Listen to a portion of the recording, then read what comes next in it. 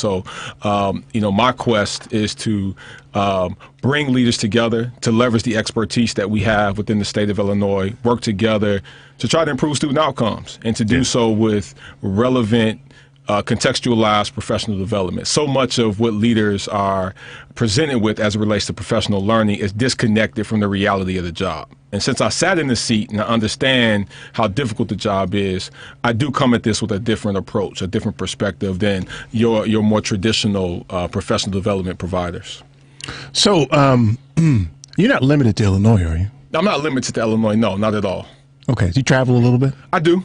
I do. All right, good. That's want to make sure people, if they're listening now from other far-flung places, absolutely, you can holler at Lonnie too. Yeah. Do you have a website? I do. What? Yes. Is that new? edleadersmatter.com. It's a real one, E. Is that new? It's a real live website. Well, how long have you had a website? Pictures on it.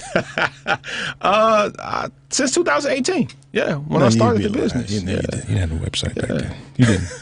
Well, you got a big fan, frankly, and my wife Ann, in terms of Urban Prep.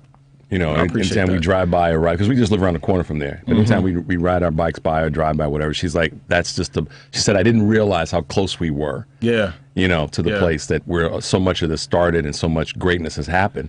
And the banner that's outside about the graduation rate is just, you cannot not embrace that. Yeah. Well, I'm proud of those brothers and the work that they continue to do at Urban Prep. The college acceptance rate that you're referring to, I think it really helped to change the narrative around what was possible with African-American boys. Yep. Expectations historically have been so low.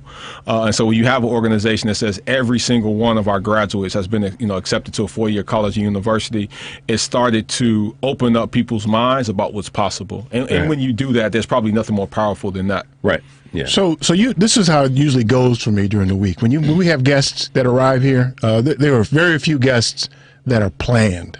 Like 3 weeks out, we know who's coming. So big man here made a speech. Where'd you make that speech, by the way? I was in Decatur, Illinois. It's the Macon Pyatt, which is one of the regional offices of education that's housed in Decatur. I made a speech at their opening administrator breakfast. So at the beginning of the year, they have a breakfast for all of the principals, superintendents, school leaders in that area. And so I was invited to be the keynote speaker there. So in reading, I didn't get a chance to hear the whole speech, but there's an article written that you shared with me where they kind of outlined the speech. And the thing that stood out to me that I really, you put it in words that I probably should have in my expression of how I think schools work.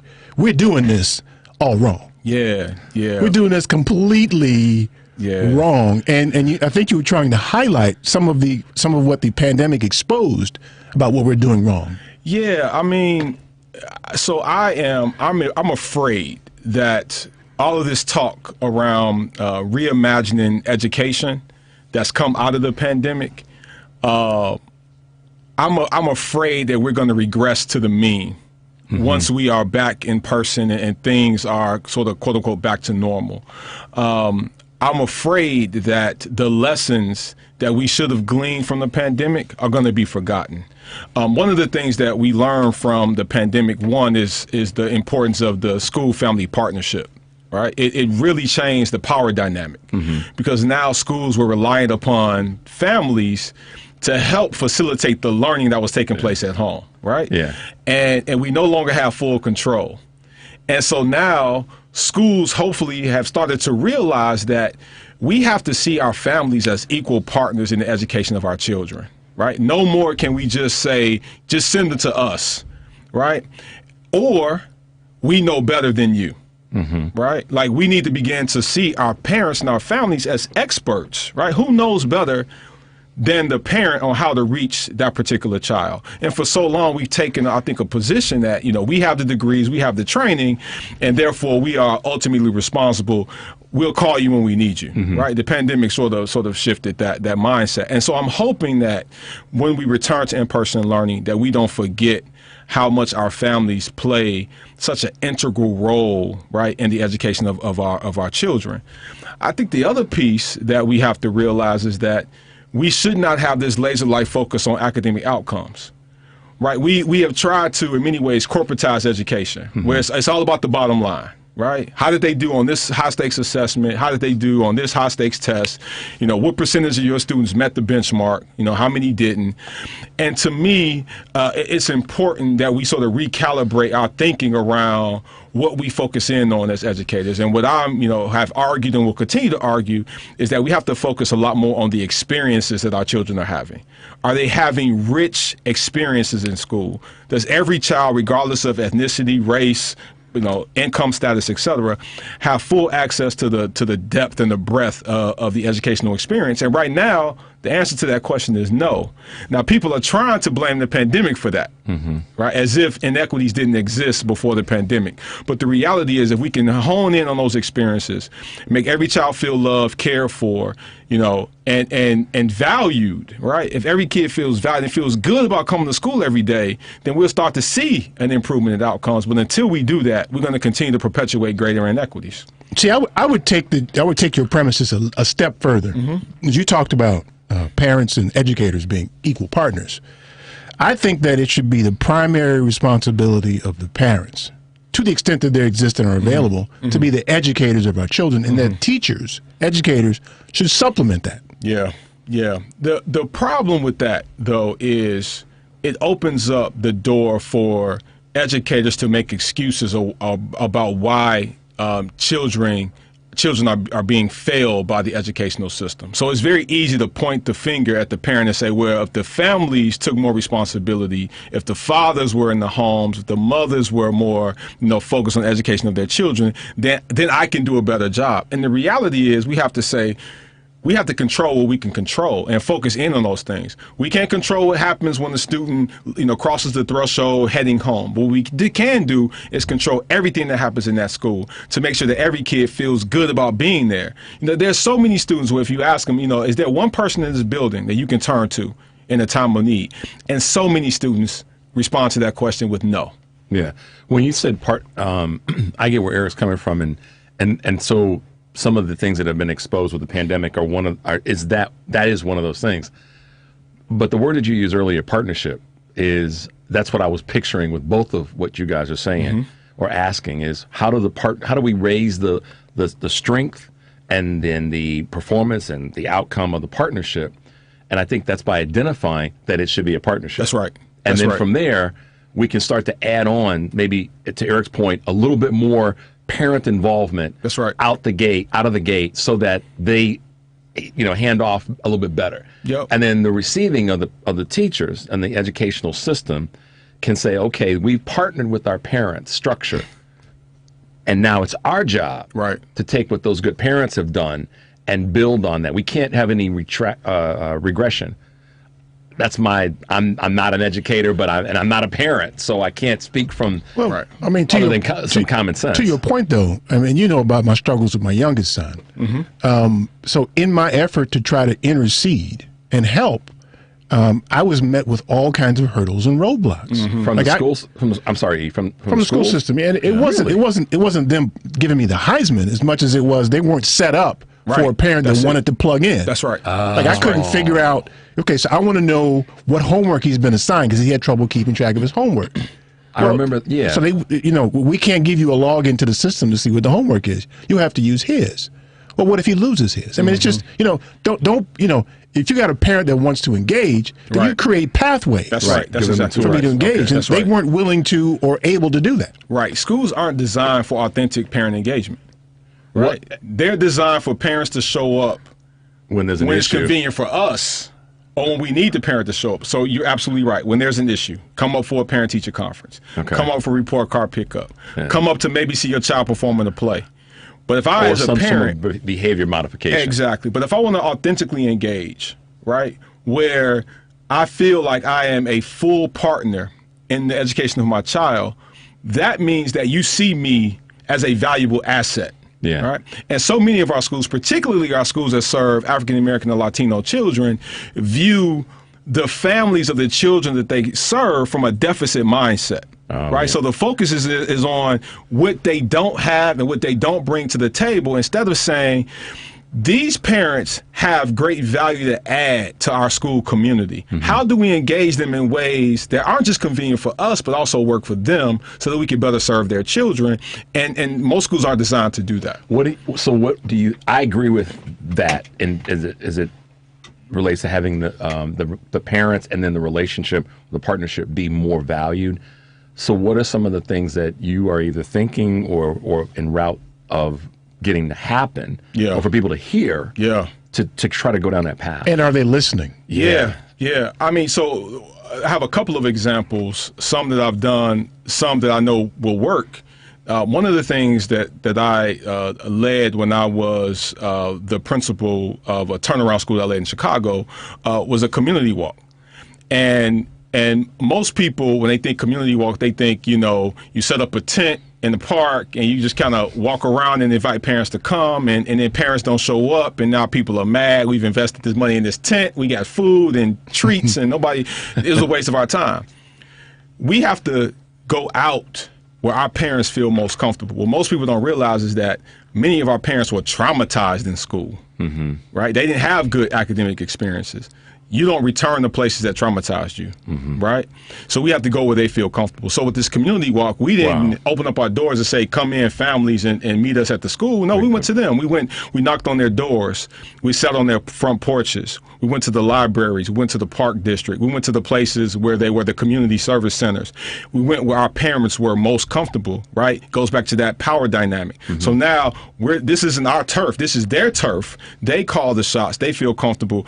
And what that did was it opened up the door for us to have an authentic conversation about the needs of their children. And they didn't feel uncomfortable because they were doing it in places where they were already comfortable, where they were rooted, right? That's one example. Another example is instead of the teacher-parent conference where parents show up and all they do is listen to what the teacher is saying about what their child can and cannot do, let's flip it, right? Have the parents come and talk to the teacher about the needs of their child and what they know about their child, right? Because again, they're the experts. So that's two quick examples that don't cost anything, but what it does require is a change in mindset, right? It requires a change in mindset in terms of how you view the community. How often do we invite our parents in to come and share with us their experiences as students, right? And also to share with us about their kids' experiences. What happened to this child when they were in school before they got to us? That's tremendously important information that we could respond to. So here's that moment where I jump in and say a Richard-ism. You were right about Lonnie being the best thinker, because what he right there, that's an associate's degree. Right, E? Problem you got, though, is that you make too much sense. Yeah, I mean, I'm sitting here going, this is so damn right. It's simple, right? It's simple. It's not easy, but it's simple. It's very simple. But we overcomplicate things in education, and I don't know why we do that. I don't know why we have a history of doing that. Who is we? The educational landscape, the industry, if you will, of education, the way in which we are trained and sort of socialized into being educators in this country, we develop certain behaviors because this is what we've always done.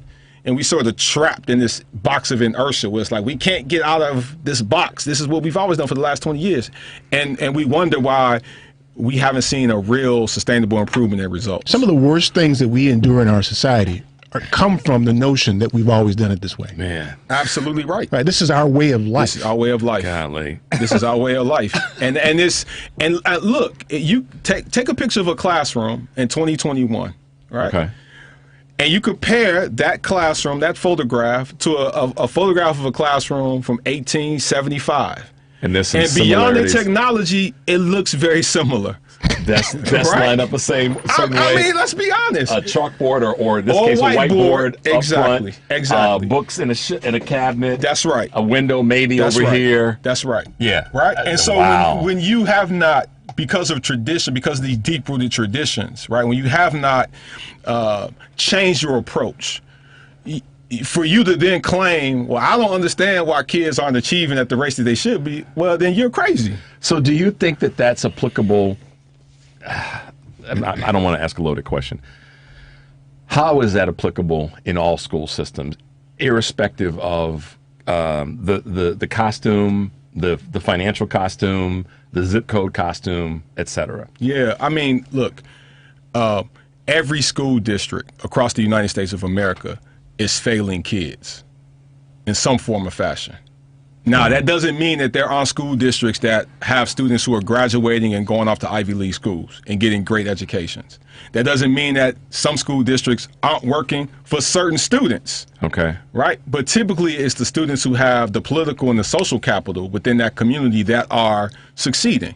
So what that does is that just reproduces, right, the social strata that we already have in society. Schools were, at least in theory, right, designed aspirationally to disrupt status quo, right? Yeah. And so if I'm a poor kid, right, I'm supposed to be able to go to school. Doesn't mean I'm not smart and capable of learning. Absolutely. The American meritocracy. Right. Now, there are examples of people who have risen above the obstacles, right? And obviously people like President Obama, and we can, like the three of us in this room, right? But for every, one of us, right, how many didn't make it? Yeah. Right, because the schools weren't designed to meet their specific needs. Yeah. So what I want to talk more about is what the pandemic did. I mean, it forced parents to get involved. Yeah. In a way that they weren't expecting to. Yeah. And many of them couldn't cope. They were like, "Hey, man, this is hard, man. I ain't built for this. When can I get this boy back to school? I didn't sign up for this." Right. So what can we do with that newfound plugged-in parent now? Yeah. The number is 773-763-9278. Stay tuned for more of the Family Meeting. Between me and you, we can find each other flying abroad in my private G2. I ain't trying to G you, I'm trying to see you bend over. You know how we do it, feet to shoulders, bring heat to cold this night, so ferocious. Now your street promoting the game is potent, cause in the bed, you go hard like Jordan, sweat pouring, loving the way you be moaning, gripping the sheet, looking at me, licking at me, cause every woman just wanna be happy, and it's crazy, but baby, I love it when I'm with you, baby. Girl, your stare, those eyes. Hello, I'm Michael Hinton, assistant principal from Paul Revere. Go Raiders. Keep listening to the Family Meeting. Love it when you kiss me, baby. Your hips, those thighs, I love it when you hug me, baby. And I can't deny. Love it when I'm with Hello, this is Greg Hilton from PropertyTaxSolutions.com. And I have to agree, the Chicago Tribune had it right when they said, you were foolish if you don't challenge your Cook County property taxes. Over the past decade, I have helped tens of thousands of Cook County homeowners reduce their property taxes by 10 to 15% on average. I was the first attorney in the county with the ability to give highly accurate, to-the-dollar savings projections prior to appeal. Now I have put my systems and legal analysis online for you to see anytime you want. Go to PropertyTaxSolutions.com and look up your property by address or PIN number to get my professional opinion of your tax assessment. The fees we earn depend entirely upon your tax savings, so this legal service doesn't cost you, it saves, as certain as death and taxes. Visit PropertyTaxSolutions.com or call 312-448-9992 and use discount code TFM for 20% off. We do. We buy, we sell, we move, we store. Anything, anytime, anywhere. We are We Do, the company that handles all your stuff. If you have anything that you want to do something with, please call us. We buy, sell, move, store, donate, discard. Anything, anytime, anywhere. eBay plus U-Haul equals We Do. We are moving at the speed of life. Call Terry Calloway, 312-343-9973, or via email, contact him at terrycalloway58@gmail.com.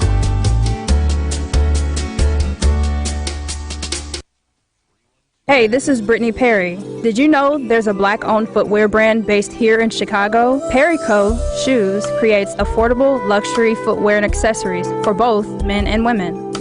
Whether you're in a suit or out with friends, they provide pieces you can wear on a daily basis. Breaking barriers, inspiring style.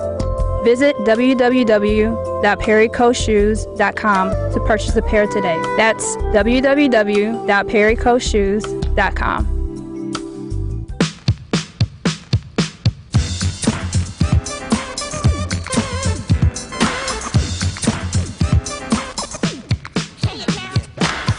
a mirror on the wall. Tell me, mirror, what is wrong? Can it be my De La clothes or is it just my De La song?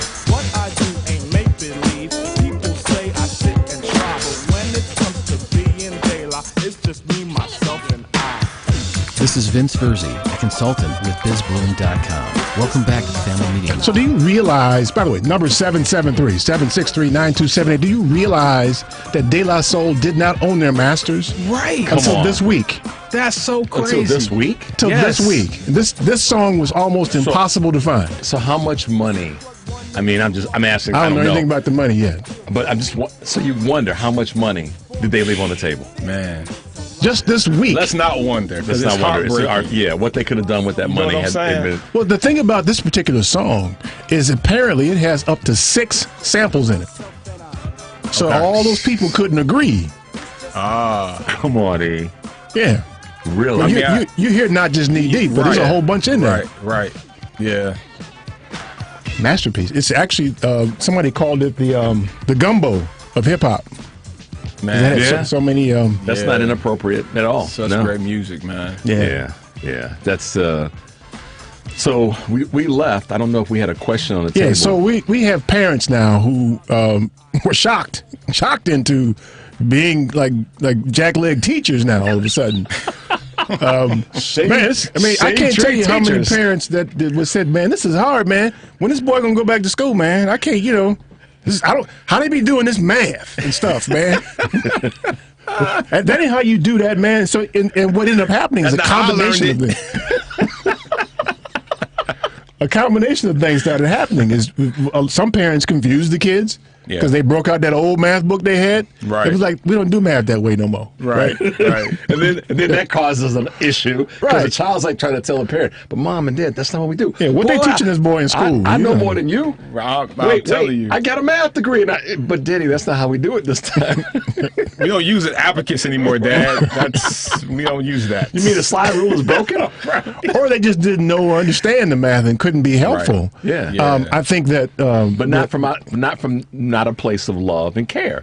Oh, absolutely. To your broader point. Yeah. Sorry. Yeah, but in my effort to try to help my son as the pandemic ensued, it was really an impossible task. I can honestly say that I never succeeded in helping my son like I wanted to. Do you really believe that, E? Lonnie tried to help me with him, and it was just hard. It's so difficult to support your kids through a time when there was just so much uncertainty, so much stress. I mean, their entire world was flipped upside down, right? Like if you're a kid, you go to school. We put our kids are in a system, whatever we want to, exactly, good, bad, or indifferent.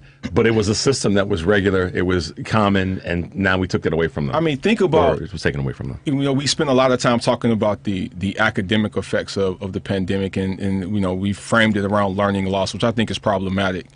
But let's just talk about the socialization aspect of education, how important that is for, our pre-K, kindergarten, primary students, as well as our high school kids and our middle schoolers, right? That's such a big part of how you learn, right, to mature. Like it's in interacting with your friends and your peers. The reason I had a difficult time in algebra in 9th grade, so I replayed this and said, God, what would it have been like? I mean, I had to go and see a tutor. I got through it. But one of the reasons I got through it is I had a classmate that she was like a good friend, and she knew I was struggling. And she helped me she made it plain. Yeah. So you can only imagine, and that they can go to your dumb parents and they don't know nothing. Yeah. So ain't y'all got no calculators or nothing? To have that be taken away, that interaction where maybe one of your schoolmates helps you with something. But also understand that as parents, you enter into a space that your children were not used to you really being in. Not at that level of intensity. I mean, my wife is a former teacher, and we have a child who last year was in 2nd grade, and she taught 1st grade for many years, and she struggled to support our son because she's mommy, not my teacher. Right, and so he comes home and he can be who he is, right? Good and bad, and all that he is, it makes him a great child. But when he goes to school, he's very adept at putting on the student face. He ain't trying to do that at the crib. You know what I'm saying? I'm at home. Wait, Mom, I do this. This is like work. And then the other part of it too. Again, I just observationally and friends and family that I had to look at and wonder, is the child's observation of the parent, if they were not working, if they were then relegated to having to work from home rather than going to the office. So that system changed everything, how they perceived their education. Absolutely. Yeah. Absolutely. And I think all of that, played into why so many of our students, so many of our children struggled, because nothing was the way that it was. Nothing was what they were used to.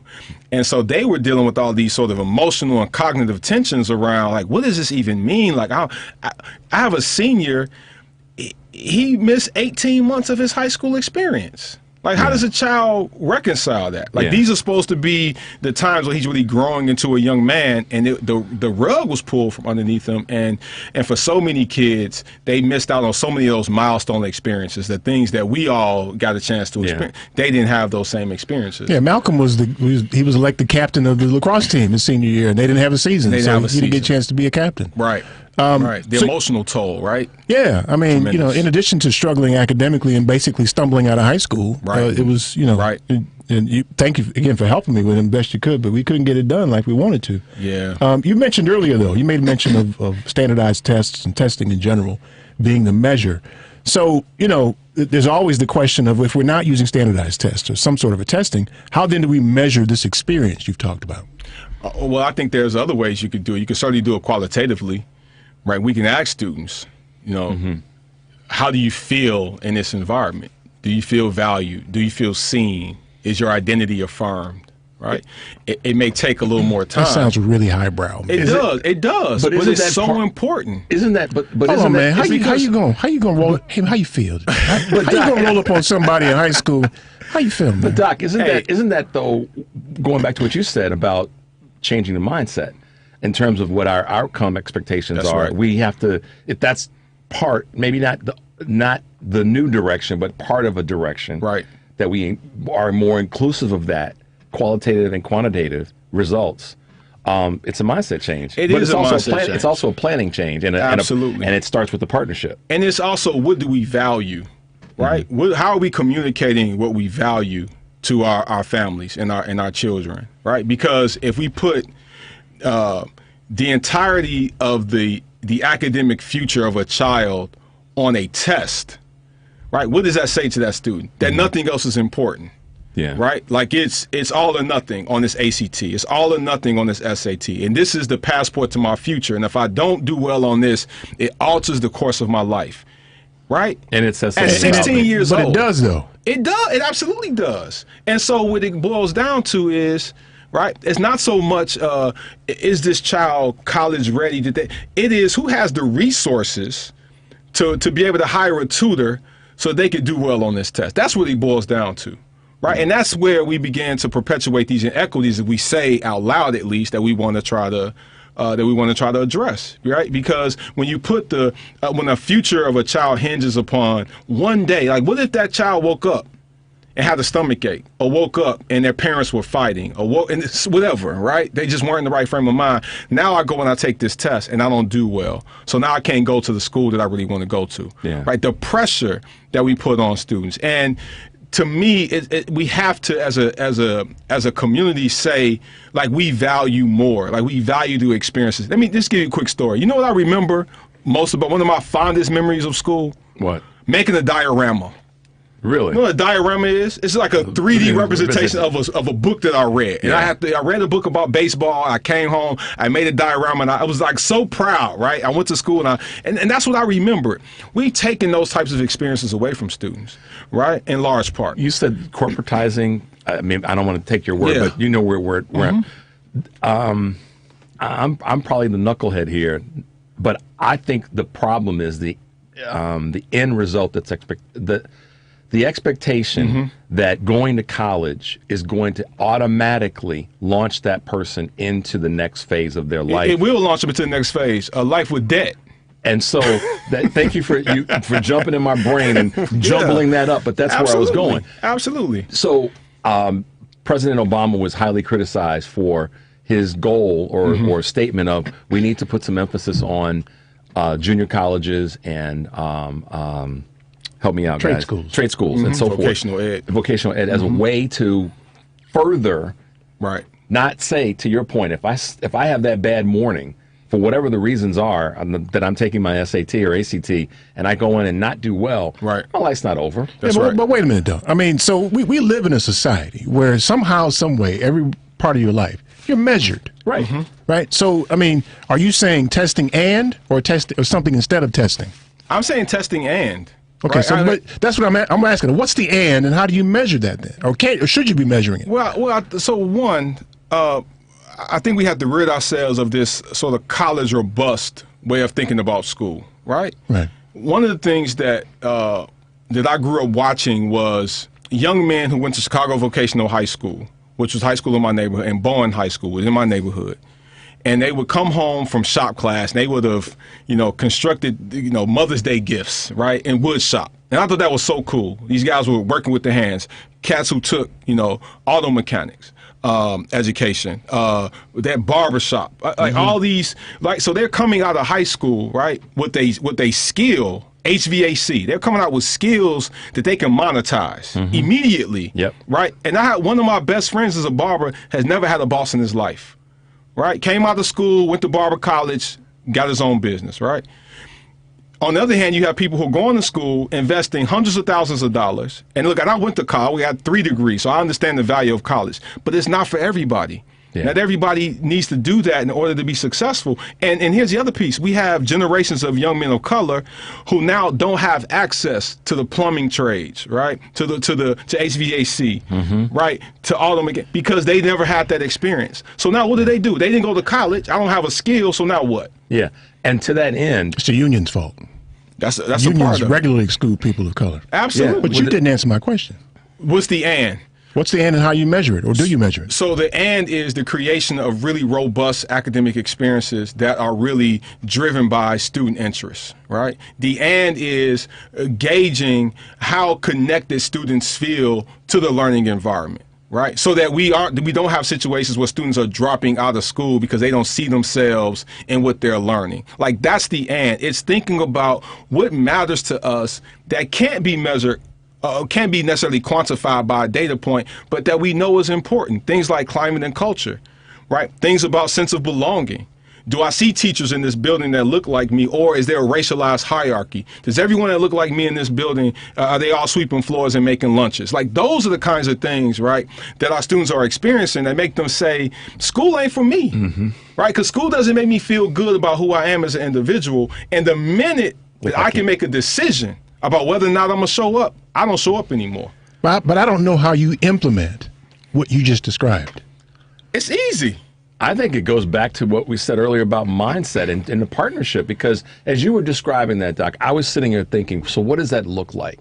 That looks like parents and teachers just recharge, basically taking a sledgehammer in some ways. Yeah. And that's the part that's hard. And I know Eric is looking at this and saying, okay, but how do we implement that when we know we got to break something down? We got to tear something apart and then rebuild it. I don't think you got to break anything. I think you just have to give teachers the tools and resources to engage parents. Yeah. Well, I mean, I think there's a couple things. One, I think we do need to look at how our school day is structured. Okay. Like, students are in school for 6 hours a day. Why? Because we've always had kids in school. It's always been that way. Like the classroom looks. Yeah. Right. All the sleep research says that we should not have academic classes for high school students before 10 o'clock. Yeah. But we have students in high school taking classes at 8 o'clock. But see, a lot of really, is that what the data says? That's what the research says. And year after year, they come out with this report basically saying, like, Doc, wait a minute, are you saying start school at 10 instead of 8? For middle school and high school kids whose brains don't start functioning well until 9:30, 10 o'clock, and they're sitting in classes that start at 7:30. Like, let's just do what makes sense. Let's just start there. You said, no, your daddy and my daddy would say, you need to get your ass up. Well, they would. Right. But I don't care if it's 6, get your ass up. But therein lies part of the challenge and the problem. That's because of our educational time frame was built off of what? That's working. Right. That's right.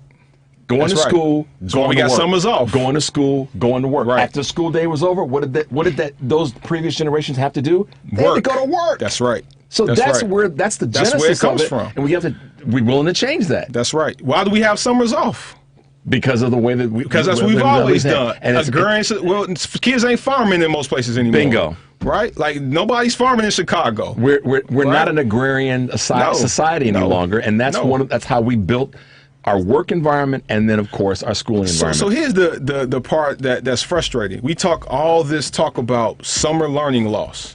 Yeah. Nobody's saying, well, let's stop having summer vacation. Yeah, I've said it's that simple. I've said it for the longest time. time. You're about to piss some union people off. That's what you're getting ready to do.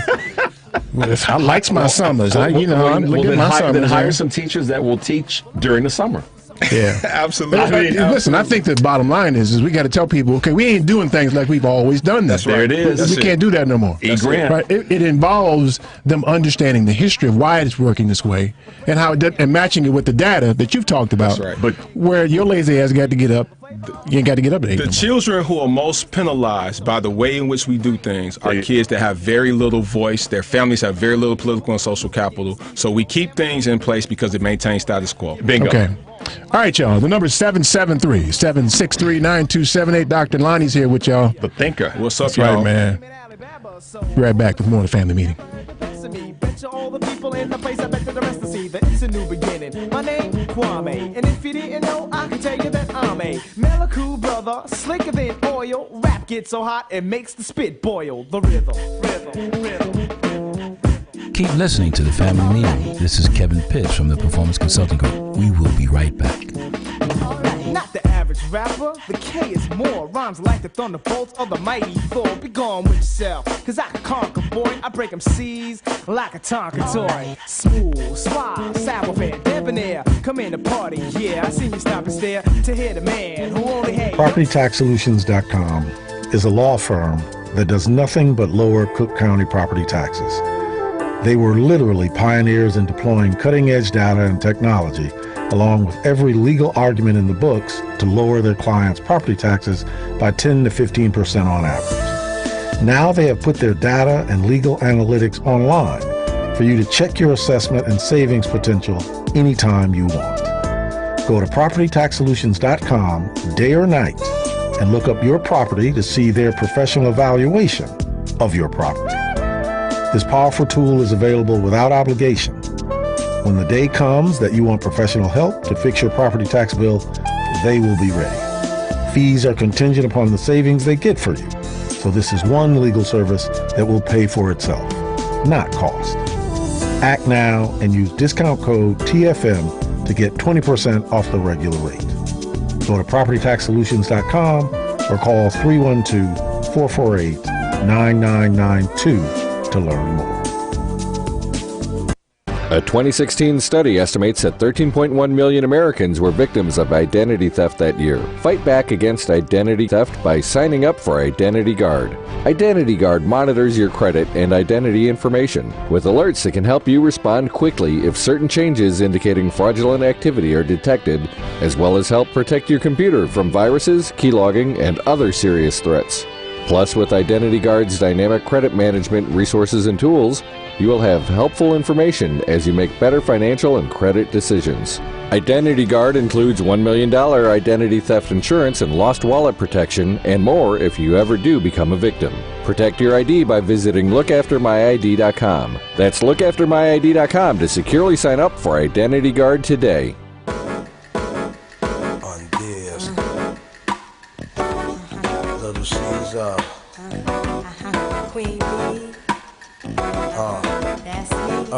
Check it. Yo, I be buying V's, so all my girls be eyeing C's. Coming backstage, dying to get pleased. You got me, I rock the Versace and linen. While you spotting, grinning with a bunch of foxy women. While you speedball with cars, that's the valley. I get clothes custom made from a stylist. Cruise in my Lexus land with no malice. While you walk the street until your feet get callous.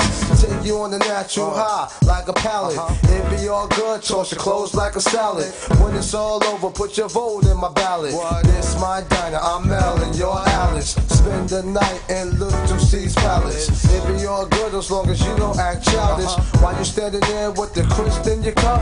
And worst come to worst, keep this on the hush. I know you see me. This is Oliver Gibson. Welcome back to the family. So I had to find the clean version Yeah, This right. You did. Yeah. Little Kim got a potty mouth. Potty Yes, mouth. she does. This is sampled from a friend of mine, Jeff Lorber, jazz keyboard player. You like jazz, man? I love jazz, so I Wait a minute, do you like jazz or do you like the stuff he listens to? I was here the last time we had this debate. I listen, he knows. I listen to it all, and I give homage because I know what I grew up on and what my father raised me in. But the people who have done some cool stuff along the way, they give their homage to where they learned it. Oh, and for me, that's all that matters. Yeah. Jazz, though, man. Yeah, but I got a chance to see Ellis Marsalis right before he passed away in New Orleans at Snug Harbor. About 2 years ago. It was awesome. Man. He's a jazz musician. Yeah, I saw them at the Chicago Theater. Okay. The trio. Okay. Man, I walked out there. I almost telling you, got hit by a car across the Michigan Avenue. So, but yeah, so I get it. I get where he's coming from. Yeah. So, you got a question before you had another question before we left that you got to drop on us now?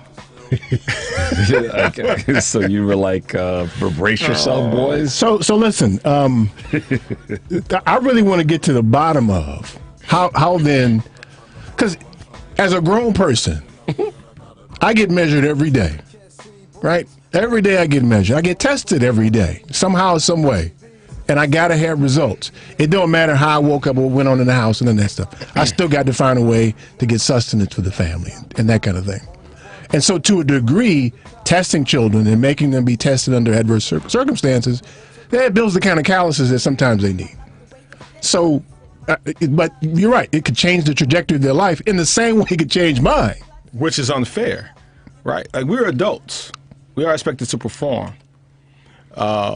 You also receive lots of non-evaluative feedback in your work, right? You receive feedback from your clients. You receive feedback from your colleagues, folks that you supervise. All of that feedback helps shape your performance, right? But your check is not going to be impacted by that feedback. What we do in schools, not exclusively, yes, in some instances, but what we do in schools is we feel the need to attach everything to a grade, right? And what we find is, and the research supports this, is that grades are much more of an indication of how well a child does school versus what they actually have learned, right? Because oftentimes the tasks, the performance tasks, the assessments that students are given don't even match the learning experience that they just had, right? So what we have is kids who know how to do school. They know how to get the A. But we don't have kids who, because of the way things are set up, who are critical thinkers, who can think on their feet, who are motivated beyond grades, right? Because they've been socialized into believing everything is about the grades. So I remember as a teacher, students coming to me saying, what I got to do to get the A? And it's like, well, what about what you are going to learn, right? But they weren't concerned with that. I ain't trying to hear all that, right? Because that's how they've been socialized, that as long as I get these good grades, that, all is going to be good in my life. And that's fine if every student had equal opportunity and access to the full academic experience, right? We don't. We have kids who are shut out. So the playing field is not level. And because the playing field is not level, not every kid has an opportunity to get those good grades. So what do you have? You have this hierarchy. You have students who know how to do school, who get the A's, they get the 4.0s and the 5.2s because they got AP classes. They get access to top tier schools. And then you have the students who, because they didn't have a good experience, they got to make fries. And that's the part that's not fair, right? And there's nothing wrong with making fries if that's what you choose to do, right? But we have these sorting machines in our schools where some schools, some students are going to just do well. They're going to be lawyers and your doctors. And others, by fault of not their own, are relegated to these sort of menial jobs. That was a good catch you made there, but I don't think anybody aspires to make fries. Unless they own the fry making entity. So to jump in on this, you meant that, right? Because you said it was fine if you want to make fries, but well, if that's what the person chooses, come on, man. I ain't hating on people who make fries. I want to be very. When I grow up one day, I'm going to make fries. Right. I want to be that fry maker. When I get grown, man, I'm going to be the best damn fry maker you ever did see. It's an honest living. Yeah. But the problem is when that's your only option. Well, and as a result of what got, I like clean that up real nice. You said sorting machines. That's a great visual, and it really is. I have, for the longest time, felt that our schooling system across the board, the dysfunction of it is all built off of the results, of which we don't know what those results could be. We project and direct children into certain, these are the things that you need to do. And to get there, you have to do X, Y. We get that. That's part of life. Right. And the unfair part, life is unfair, as the phrase goes, and rather than but. This is where I layer in what Eric is saying. Some of those buttresses that happen will steal you for the other ones that are going to come in life as life is unfair. That's fine, but it can't be where we're just repeating the same methodology and not getting better outcomes. And the case is proven, we don't have better outcomes as it relates to our kids as they go to college and what they end up going out to do after they leave school, whether it be another degree or just going into the workforce. We don't have better outcomes, because if we did, our society would be better. Mm-hmm. Well, I think to a degree, I too agree that the sorting machine analogy is a fantastic one. But I think to a degree, it does need to serve as a sorting and or screening machine. At least to direct people. So they don't go down the wrong path where they're wasting time and energy and resources. Yeah, I mean, you mess around and go to college because that's what you think you're supposed to do, but you really should be in a trade school. Somehow, some way, the system should be able to sort you. Bingo. Or screen you in a way that delivers you where you need to or want to be. Well, Doc said earlier, though, the questions. What is it that interests you? What do you really want to be? Yeah, but how do you deliver that when you're a teacher with 30-something students, and I don't think they're staffed well enough. How do you deliver that? Well, see, that's the thing. You just ran that line of thinking through the way things are right now. And what I'm saying is we got to rethink, how do we design our schools so that they are more effective, particularly for our most marginalized populations of students. There's some students who can learn just fine in a class of 30, right? There's a lot who cannot, though. So what are we doing about that? And so when we start talking about, sorting machines and tracks, that's another term you often hear in education, is tracking. I personally don't have an issue with tracking. I do have an issue with tracking when they aren't fluid. And so what we find is when they are not fluid, meaning that some students are tracked as early as first grade, and they're never going to get out of that track, no matter how well they do, right? You're just on the lower track. You're going to be on the lower track for the rest of your life. You'll never take an AP or honors class in high school because you come from a lower track. And that's where things get dicey for me, because now kind of a caste system? It's a caste system. Okay. Right? And so, you have some kids who've been tapped from very early on. You're gifted.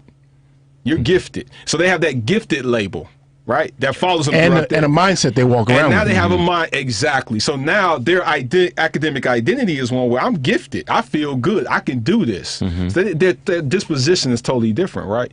Then you have the student that's labeled a troublemaker or a frequent flyer. So that kid walks around with that label. So their mindset is, this ain't for me. Mm-hmm. This ain't for me. And again, it's because that's what the system is set up to do. And you're absolutely right. Our system is not, our schools aren't set up for teachers to be as responsive to student needs as it needs to be. And there's a variety of reasons for that. So if we go back and just grab one or two of those reasons, I'm asking a question, trust me I am. Is it something that's identified earlier in the child's educational process, or is it something that we just kind of have to take a sledgehammer to in terms of the structure? Oh, you mean the structure of schools? No, what you were saying earlier about the labeling. So how do we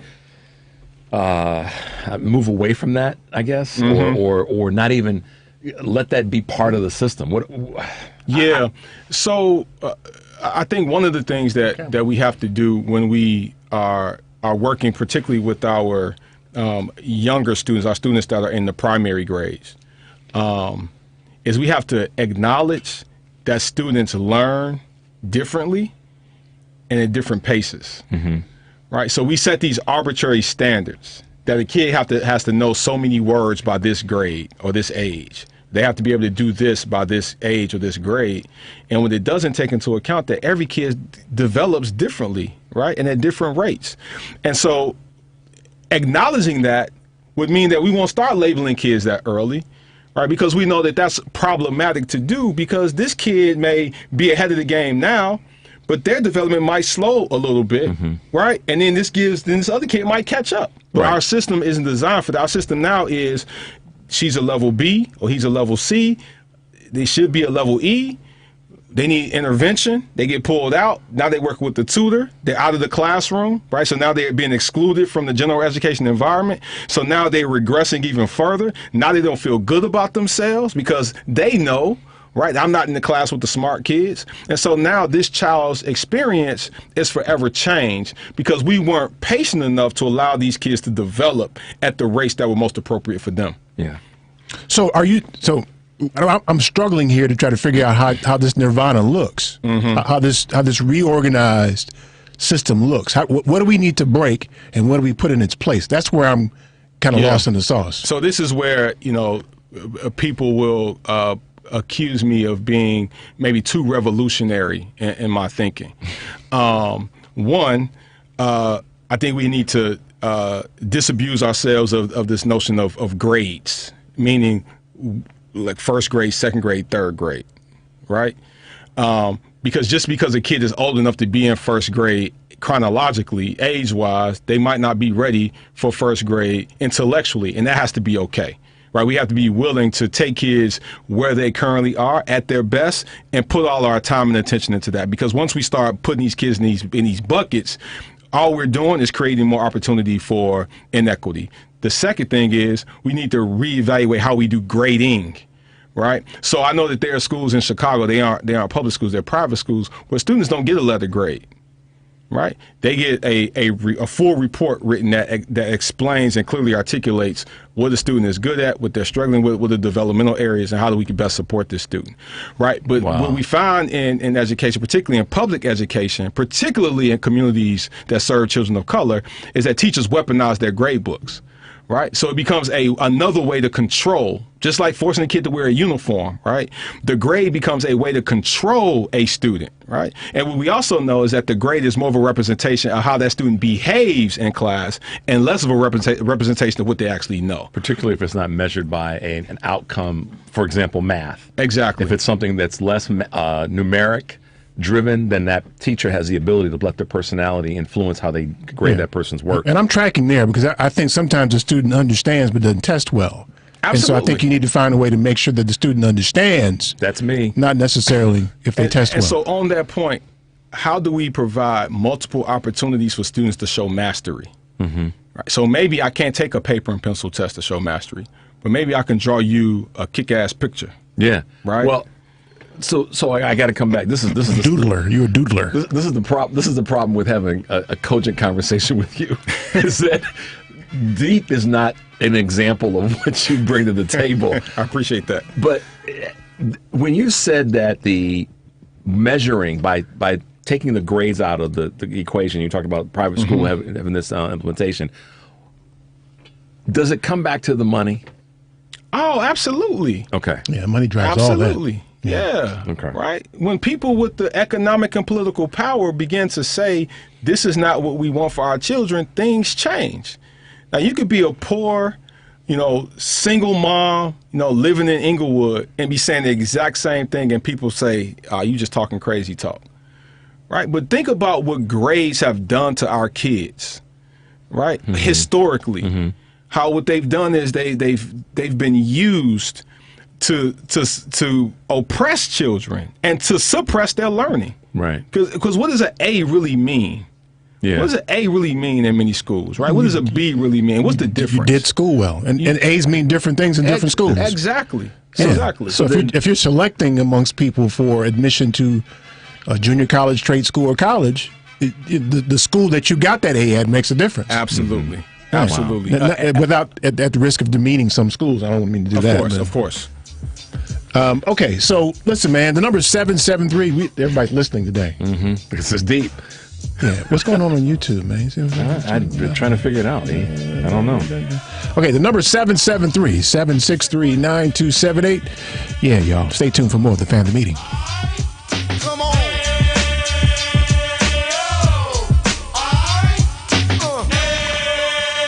Yo, remix by my man All Star. Check this out.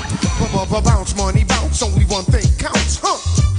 And I'm here to announce the flex, the X when the wood is erect. And to the Mecca audio crew, enough respect. And to the 112, enough respect. It's time to put the bugger my rum business in check. Cause when I flex for the sex and inspect two snacks and see the booty be bouncing at the discotheque, I like to know what I got and where I'm at is all that. You know what I'm saying? Why must I change the cat? Because it's nice and fast. So what you want, money? My name is Renati Jenkins, www.valorem.law.com. Keep listening to the family meeting. Say what? Come on.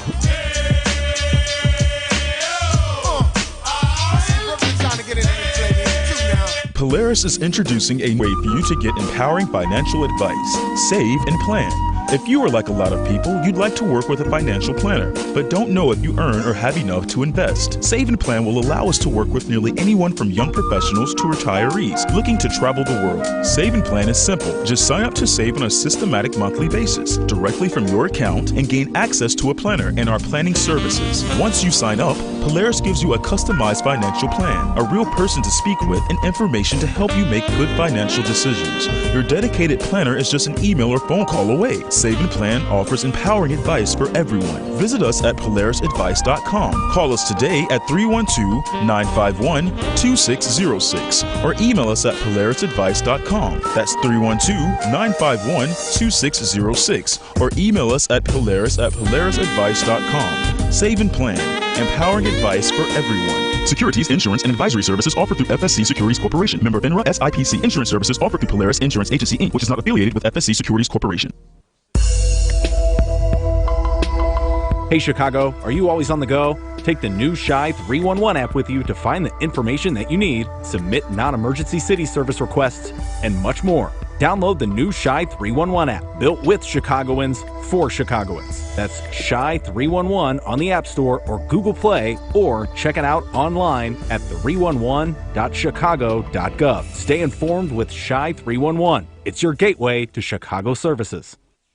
This is Chicago's Progressive Talk, 820 AM, WCPT Willow Springs, and online at WCPT820.com, where facts matter. Hey family meeting cousins, it's Richard Chu, the Black Asian dude. Can you believe we are halfway through 2021? What a year. Vaccines, financial markets, and all the rest that have impacted businesses all over. As you know, we've created a Patreon family meeting subscription and membership page to include you great listeners in our effort and not be solely dependent on sponsors and advertisers, and give you a chance to very economically promote your business, organization, or local event. You can contribute as little as $5 per month to get your message out and support the family meeting as a viable voice here on WCPT, YouTube, Twitter, Facebook, and reach more people across the progressive conversation. We know you appreciate our permanent interest dialogue, get up and dance playlist, and our great guests who stop by. So become a cousin and go to our website, thefamilymeeting.com, and click on the link. Simple and sweet. And for those of you who have already joined, thank you for joining the party. We love our family meeting cousins. Are you one of the 78% of Americans who'd like to speak with someone about a long-term care plan? Did you know that only 16% have had that conversation? Call the Polaris Insurance Agency at 312-951-2606. One of the Polaris agents in Illinois, Wisconsin, and Iowa can provide you with useful material, like what long-term care currently costs and what it could cost in the coming years according to the Genworth 2012 Cost of Care Study. With information like this, you'll have the power to plan. Call the Polaris Insurance Agency at 312-951-2606. Don't outlive your financial resources.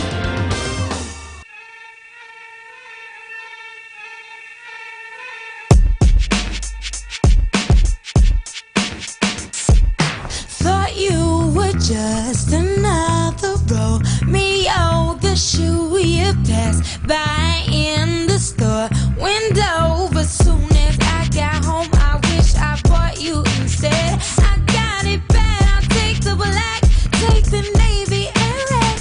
No other man has ever had quite this effect. I sleep alone 'cause there's no room in my bed for any other lover. With no gun to my head, your kisses hold me hostage, and I don't wanna stop it. This is Michelle Duster, professor, public historian, and author of Ida B. the Queen, The Extraordinary Life and Legacy of Ida B. Wells.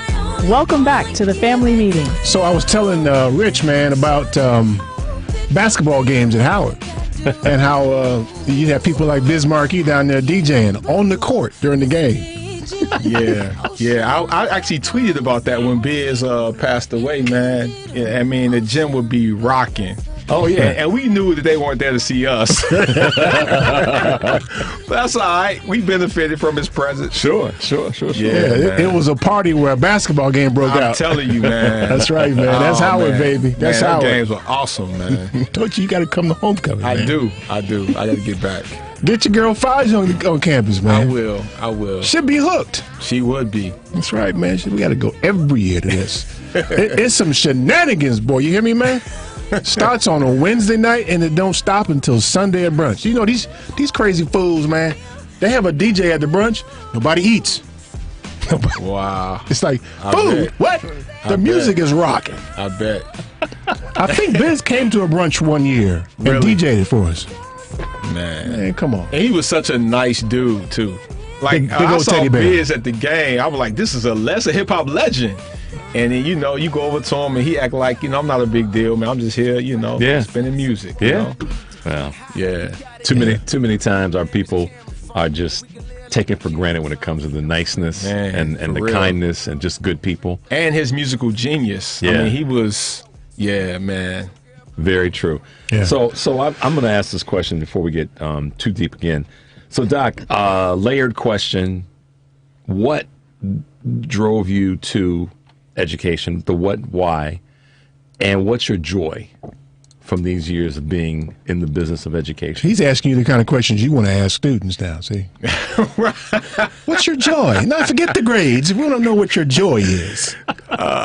You know, I wish my son would come home and say, man, the teacher asked me about my joy today. Right. It'll change his life. Yeah, what? Did you learn some math too, man? What? He'd be on punishment just for telling you. Right. But Dad, you said I could always come to you. Right. You know, I was just telling the story the other day. I was giving a presentation in my freshman English class, and Dr. Dagny Blowland, my teacher at Whitney Young, after my presentation was over, whispered in my ear and said, "You need to be a teacher." That was the first time anyone had ever even mentioned that. Yeah, even mentioned that as a possibility. And I'm like, I'm 14 years old. I'm a hooper. I'm like, yeah, whatever, lady. You know, I ain't trying to hear that. Teacher, get out of here. And fast forward, my sophomore year, my division teacher, her son was struggling in math, and she hired me to tutor him. And so I would go to the house and I would work with him one-on-one. And I was hooked. Like the first time I helped him to understand the concept that he was really struggling with, and I saw that light bulb go off, it was like that feeling. You know, you hear about when people say they smoke crack the first time, like every time they smoke it. I never heard about that. How does that work, man? You never heard that? I'm going to go smoke some crack and become a teacher. You know, they say you always chasing that high after you get that first hit. Like, that's how I felt. Like, it was like, oh man, like how do I get this feeling again? Like, you know, and I still didn't accept the calling. I went to school. I majored in political science at first. I thought I was going to go to law school, but my heart kept, you know, sort of, you know, reminding me that this is not what you want to do. You want to teach. And so I finally decided, like my junior year, that I was going to, you know, switch my major and go into secondary ed. And man, I never looked back. It's been great. Ever since. So what's the joy? I think as a teacher and as a principal, the joy was connecting with students on a personal level, right? Like to know you have these beautiful children in your care and you are responsible for helping to shape who they will be in the future. That's where the joy came from, and a sense of responsibility. I think now it's helping to cultivate future leaders who are going to think about and approach the work of school leadership differently. And so that's where my joy comes from. I miss the classroom. I miss, you know, working with students directly, but I get a lot more joy out of working with principals now because the footprint is increased, right? These principals that I'm working with are responsible for schools that serve, you know, hundreds, in some cases, thousands of kids. Got it. Yeah. Wow. Give out the website again, man, so people can find you. edleadersmatter.com, www.edleadersmatter.com. Okay. I didn't know you had a website, man. I really didn't, man. Yeah, it's tuned it up. Let me see what's on Catherine's mind today, shall we? Catherine, what's up, girl? Hi. Hey. Hi, Catherine. Hi. I'm so excited that you're talking about this topic because it's something that's on my mind a lot. I just a quick little keyhole picture of my life. I was told that I had a very high IQ as a child and that I could do anything I wanted. And I grew up in Oak Park River Forest High School. Oh, wow. Always had the best, there were so many opportunities. In grade school, the little boys were always dumber than me. Suddenly, I got into high school, and the little boys were, the bigger boys were all smarter than me, and I couldn't figure it out. And I had always wanted to be a doctor. I used to read my mom's, she was a dietitian. I used to read her Grey's Anatomy, and I was always reading stuff. So, get into college, and again, it's difficult. And the big boys were way smarter and could do the classes much better. So I ended up becoming a nurse. I went to, I read about a place in Chicago where you can get testing, and they tell you about your various abilities. That each person has different abilities. One person may have structural visualization, which means that they can see things.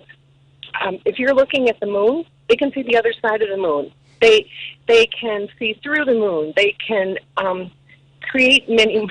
They see things that are not just a flat dimension.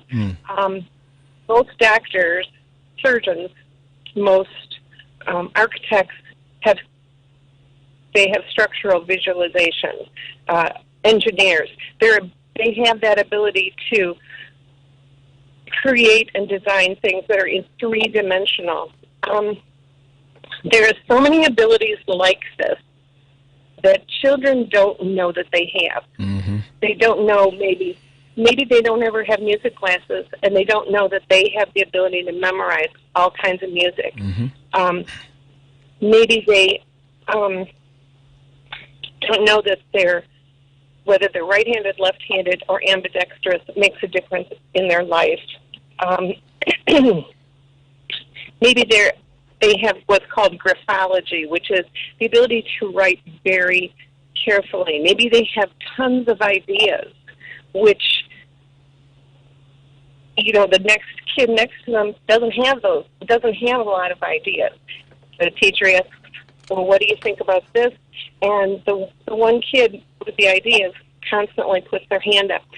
There are so many levels of knowledge that children could learn from, and there's so many levels of knowledge that would be helpful. And if they started doing some of this testing as children were little, it would make them feel good. Gosh, they told me I'm good at such and such. That's right. That would be wonderful. Yep. And then to have something to support that. Yeah. Not to be told, you can do anything you want, and then to discover when push comes to shove, gosh, I don't have the ability to do that, and to feel bad about yourself because you don't have the ability to do that. That's right. That's right. Yeah, what you're talking about is the untapped brilliance that exists within many of our children.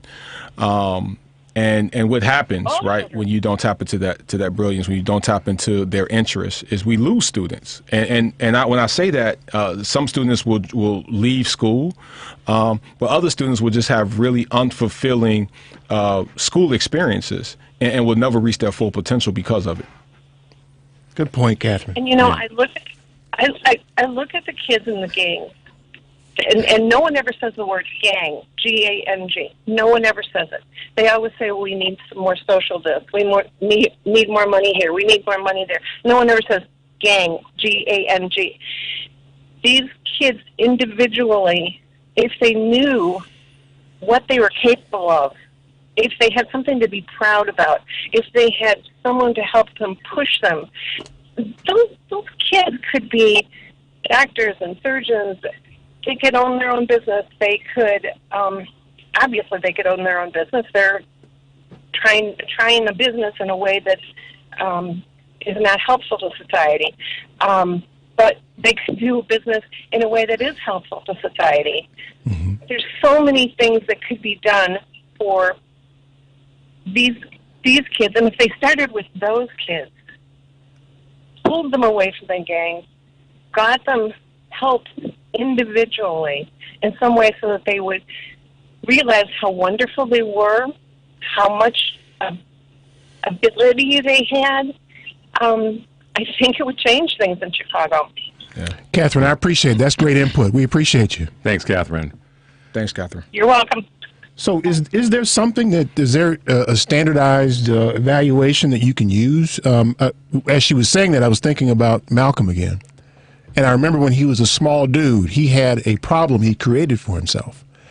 He wanted to figure out how to create a car that could fly. Mm. And at some point in the process of trying to do this, he re-engineered it and said, it's probably easier to try to figure out how to make a plane that can drive. Wow. So, and I tried to capitalize on his thinking, and that's how we navigated towards aviation ultimately. Right. But is there some way that either parents or schools can or should be evaluating students early on like that? I mean, it could boil down to something as simple as an interest survey.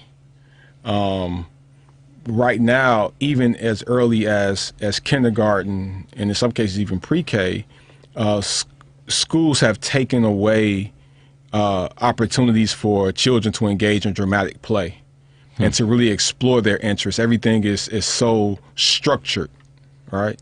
And so when you have situations where everything is so structured, when students are just sort of jammed into these boxes, we never really are able to gauge what a child is really interested in. But if you provide opportunities for them to explore and engage with manipulatives and it sounds like toys, Montessori. It's very Montessori. And I'm not a scholar on Montessori, but that's exactly what it is they get to determine what they want to learn and the manner in which they want to learn it. But, only a certain segment of our population usually have access to Montessori. Yeah. Right?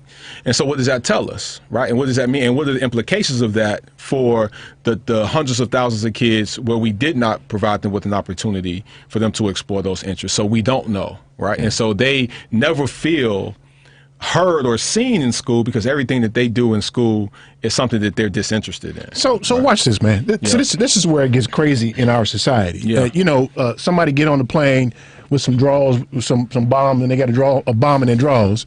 And so we react to that a certain way. Right. Right. But for positive things, like what you did at Urban Prep, the things that I've observed Montessori do, that we know works well. Preach, Eric. Right? So why don't we say, okay, that's working.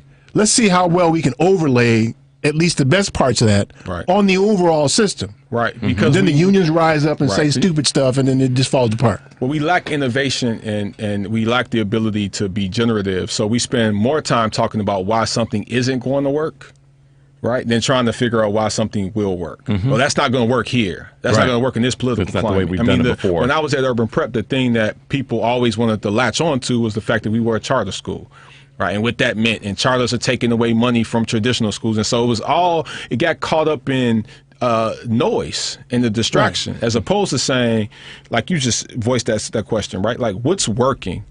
How are you all structuring your school day in a manner that is leading to these outcomes? Instead of that, it's, do you have union teachers, and do you have this, and how, it's just all this. I never heard them ask that question. Okay, you're sending all your kids to college, and they're staying. And nobody said, well, listen, what are you doing well that we can try to do here? They were like, y'all ain't got union teachers. Yeah, it's crazy. And that just goes to show you that, we, particularly when it comes to children of color, we find every reason, I'm using the royal we here, right? Not all of us, but there's a segment of a population who will find every reason to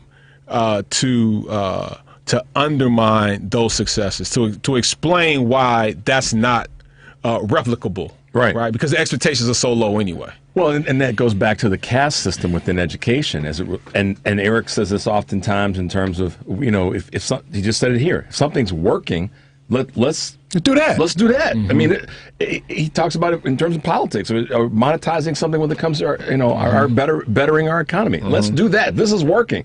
This is a permanent interest. Somebody get on the plane with a bomb in their drawers. We lose our damn mind. Right. Oh, we gotta shut everything down. Don't react to that. You can't wear drawers anymore. Right. No drawers. They're gonna make us go commando on airplanes now. Right, because then we know what you get.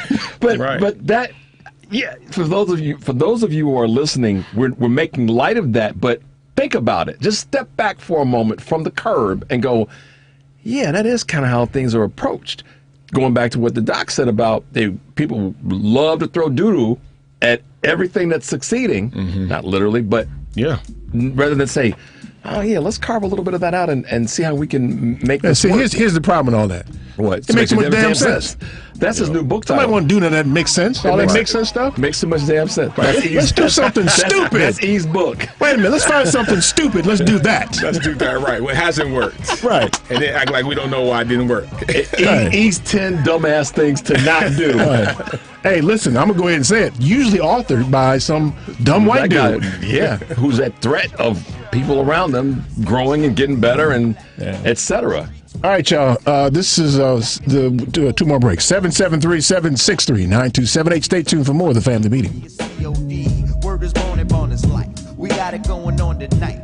Don't nobody wanna fight, they wanna see a tight show where some brothers might go broke, utilizing the effects of the smoke. Forecast is smashed to make the last. Fill it with to a pass, don't even ass in the plastic. Put your ass in the granite. Flag is half man, somebody must have passed it. Made it to ash, flip it to the stand, throw my cash at last. The task to teach the class and receive something more than brass is glass. Make it rough, work hard, long and fast. This is Matt Fisher. You can find me at Mr_Funny87, Chicago. Stay straight, tripping booze, because we got more of the Family Meeting.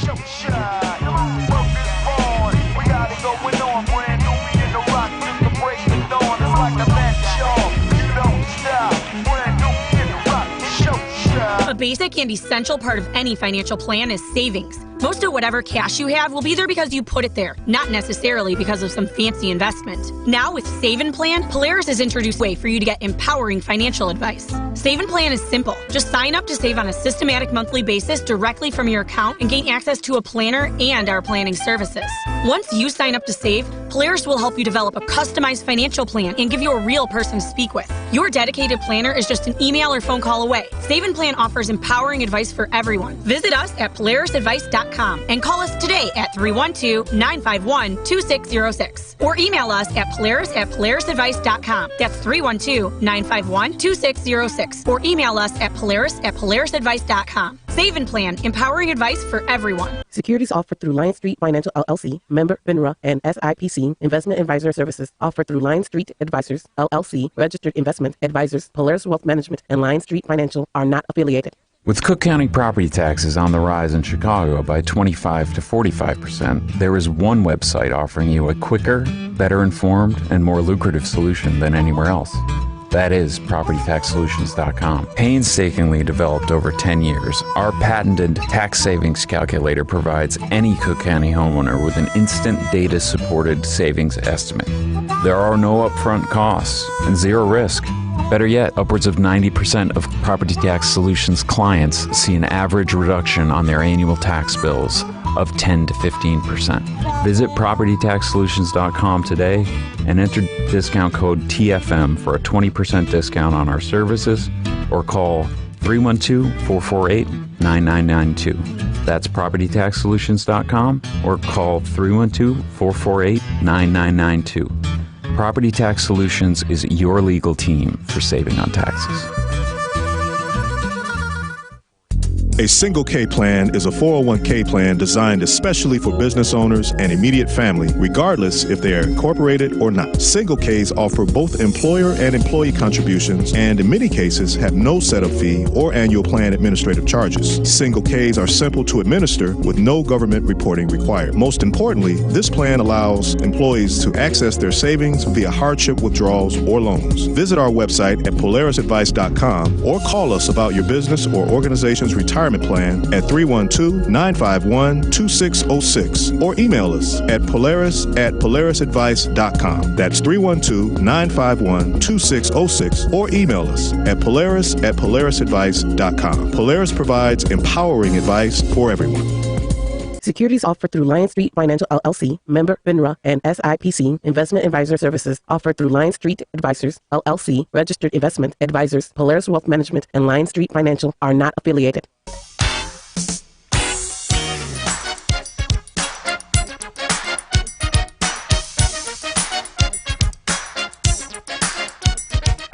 Clap your hands, everybody, and everybody just clap your hands. Fly girls, clap your hands. Fly guys, clap your hands. Well, if you're feeling all right and you think you're on, somebody let me know. Will everybody in the place put a whistle in your face? Scream it out and say, yo, hey! You don't stop, or rock the rhythm that makes your finger pop. I said hip hop, and thanks a lot. Come on, everybody, give me what you got. This is Melanie Martin Ware, Howard University alumni, class of 1990. Welcome back to the family meeting. Yeah, y'all. So that's for your time right there, man. Sport. Yeah, a little bit. For your time, sport. Like the original rap group. I'm saying, like, commercial that cadence is so like unique to that time period, you know. Back in the day, everybody say. I love it though. I love it. All right, let's see what everybody got to say here. Let's start with my man Norbert, man, my hostile supplier. Norbert, what's up, man? This is an awesome topic. I immediately Floyd. I read the interviews of George Floyd with his secretary and how he had big dreams and how the system failed him. And the school. I'm sorry. Somehow I got switched to. I'll get back to my iPods. No, this is terrible. Okay. All right, back on my AirPods. I'm out of the car. I can switch me to the speaker. Okay. Yeah, but I said, well, I'm sorry about the communication, but I immediately thought of George Floyd and how the systems failed him. And when he had so many big dreams when he was in second grade, and he wasn't allowed to pursue those dreams or discover what he was good at. And I identify with him so much. I struggled. I was a C student. I struggled mightily. I ended up going in the Army to make it to college, and had C's all the way through my chemistry degree. And it took so long for me to figure out what it takes for me to learn, what I have to do to learn, not what the system is telling me, but what I have to do to learn something. And what you're talking about, having the students learn at their own pace and discover at their own pace, is just awesome. And I want to learn more about what you're doing and support it as much as I can. This is an awesome topic. Thank you very much. And I'll I'll go back and look at the YouTube to get your website. But okay. I'll make him give it out again for you, Norbert. Yeah. Okay. And my son had the same problems growing up, and it was a struggle. But he went to college, went into the Marines. Now he's back into college again, and he's finally figured out what it takes for him to learn. And it's something that we can never give up on anybody. That's right. We have to fight for every kid, especially the boys.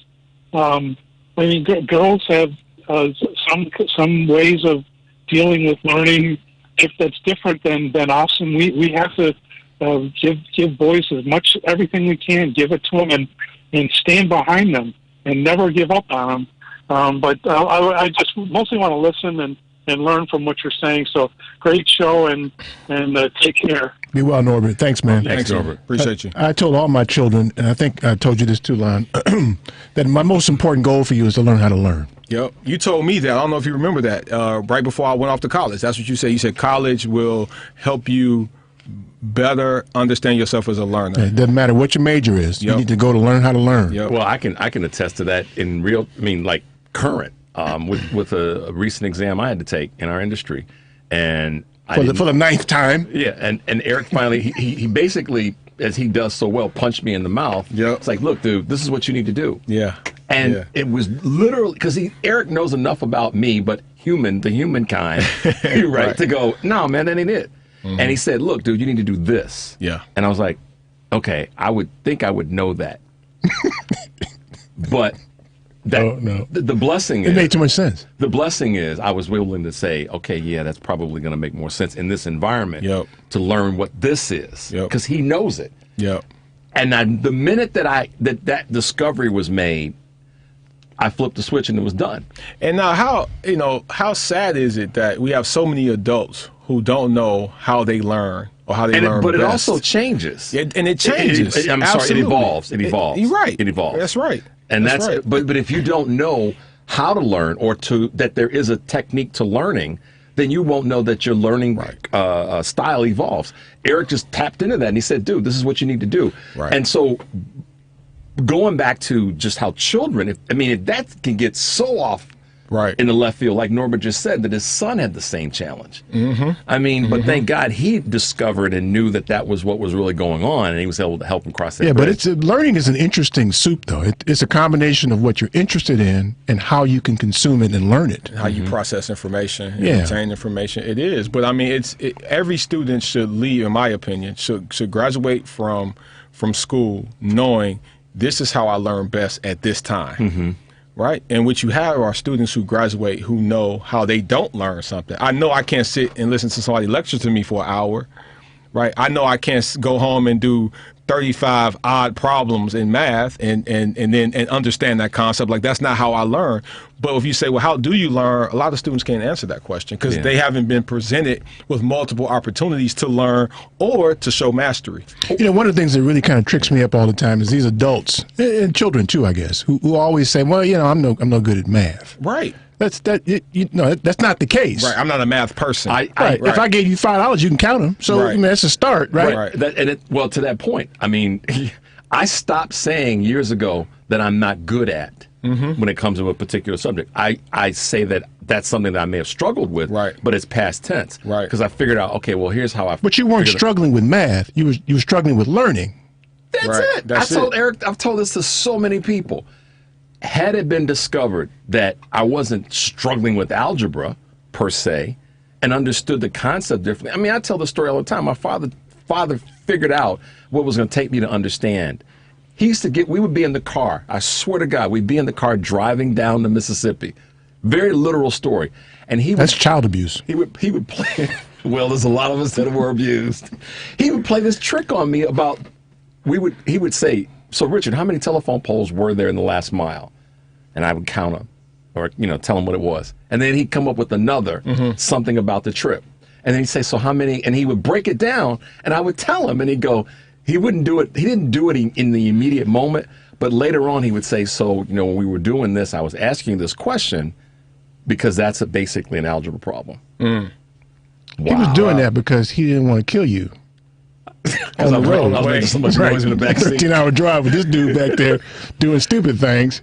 Count poles, punk. Count poles. It's the difference between what they call procedural mathematical knowledge and authentic mathematical knowledge. And what we tend to do in this country is we teach procedures. So when we teach math, we teach students formulas. Right.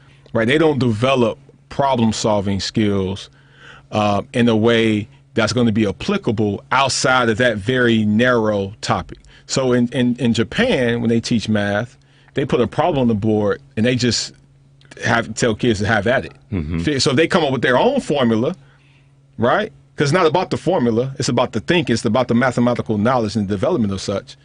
That's what's most important. But here it's, area is what area is, right?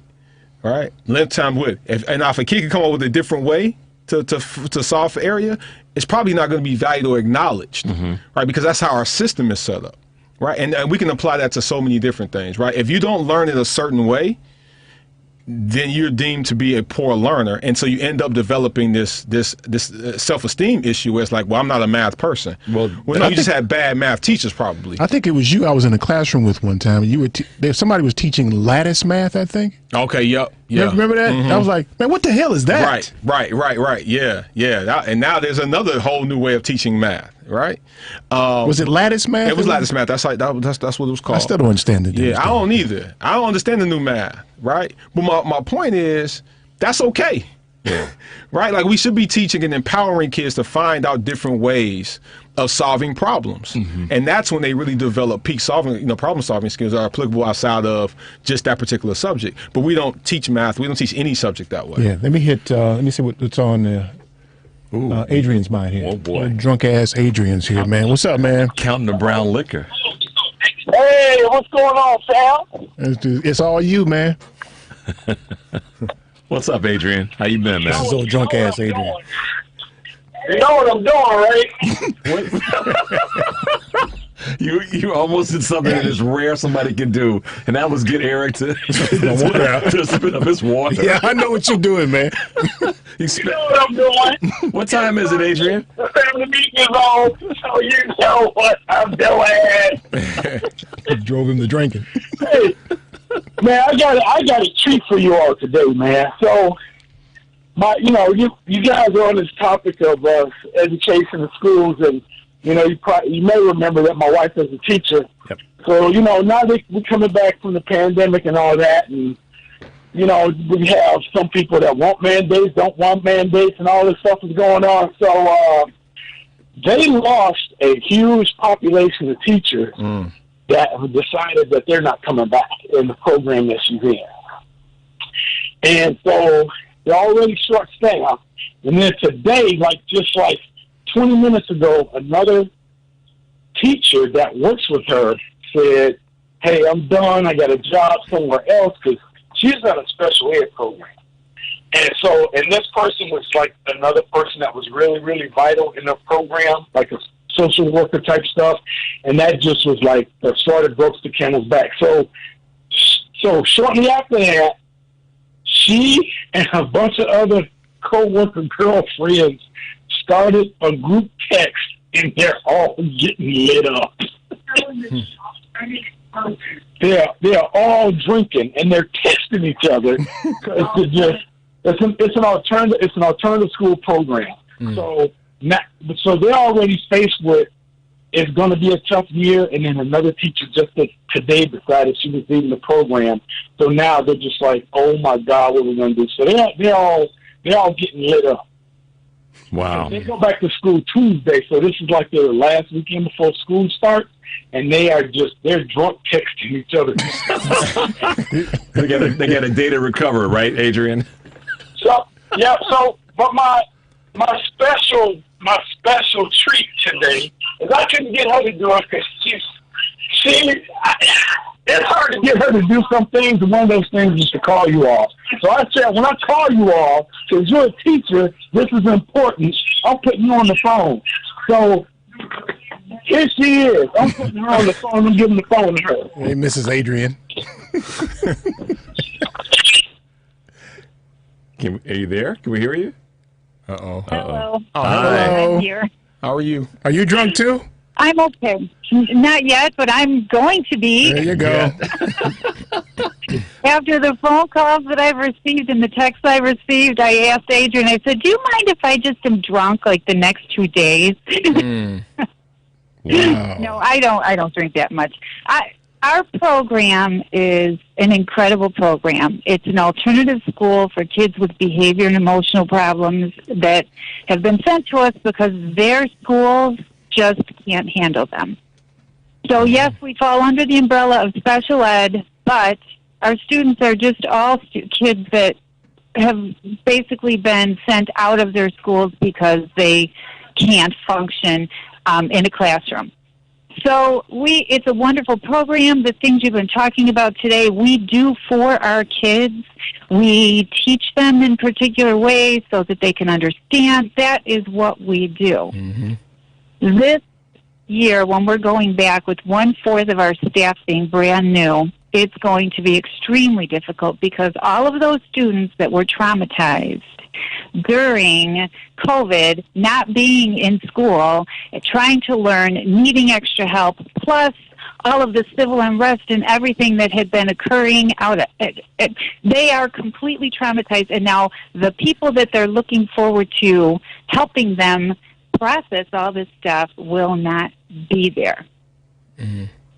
Wow. Yeah. So the challenges are going to be unsurmountable this year, but those of us that are still there are hanging in there and trying to do the best we can. I just look at it as it's like a new job. Every year when I go in, this year especially, it's a new job.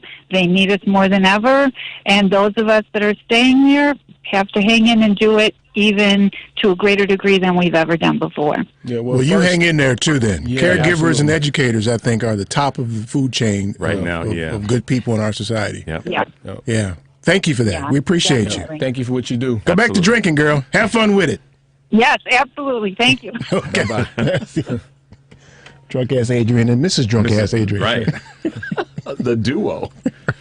So when I'm trying not to get frustrated about the money part, but I said it earlier, and I think that we spend so much money on, protecting our country from all the stupid stuff People that we've with done bombs in their drawers across the world. Yeah. That we always say, well, we don't have the money to do that. And that's going to cost too much, and the change and whatnot. Sorry, I shouldn't have started, but federally, we know we have the money. It's just this is not a money thing though. This is more of a will thing. I mean, you got Lonnie walking in saying we should do this, and they're giving you all the reasons in the world not to do it, and there's just no will to do it. Yeah. Usually spurred on by unions, unfortunately.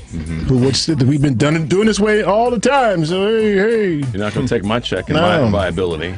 All right, we get Eduardo and Tommy's waiting on us, y'all. Stay tuned for more of the Family Meeting.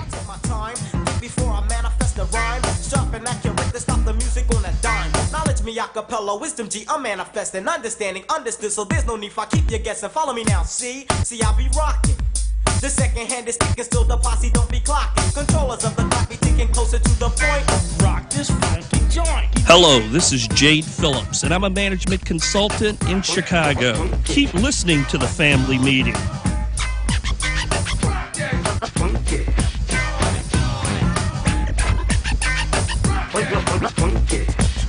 A 2016 study estimated that 13.1 million Americans were victims of identity theft last year. Fight back against your identity being stolen by signing up for Identity Guard. Identity Guard monitors your credit and identity information with alerts that can help you respond quickly if certain changes indicating fraudulent activity are detected, as well as help protect your computer from viruses, keylogging, and other serious threats. Plus, with Identity Guard's dynamic credit management resources and tools, you will have helpful information as you make better financial and credit decisions. Identity Guard includes $1 million identity theft insurance and lost wallet protection, and more if you ever do become a victim. Protect your ID for as little as $6 per month. Yes, that's only $6 per month by visiting lookaftermyid.com. That's lookaftermyid.com to securely sign up for Identity Guard today.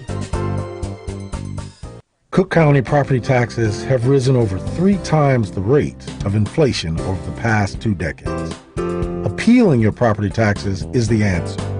At PropertyTaxSolutions.com, your legal team for saving taxes has the solution for you.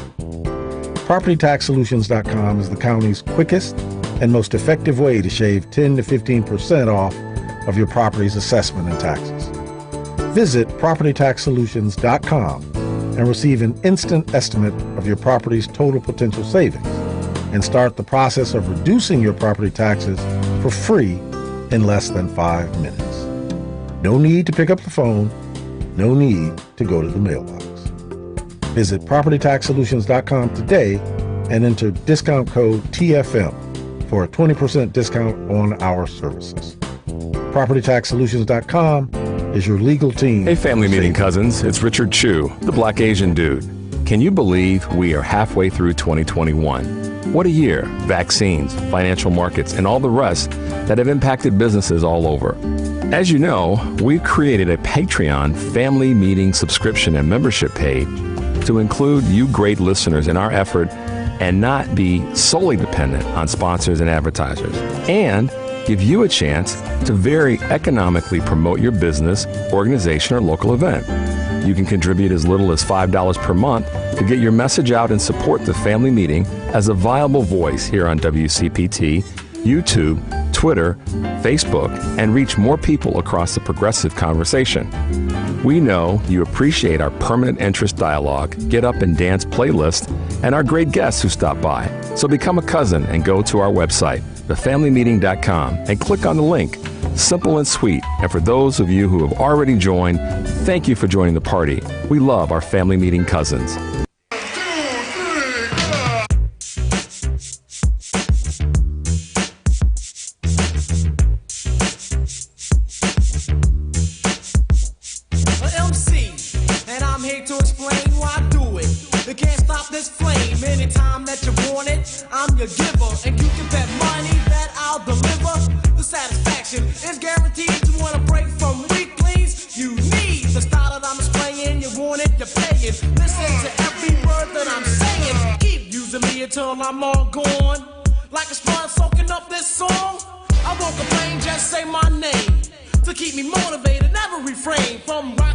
Hi, my name is Karen Baker. I'm a practical nurse at Northwestern. Welcome back to the family meeting. Y'all know about that Steady B, man.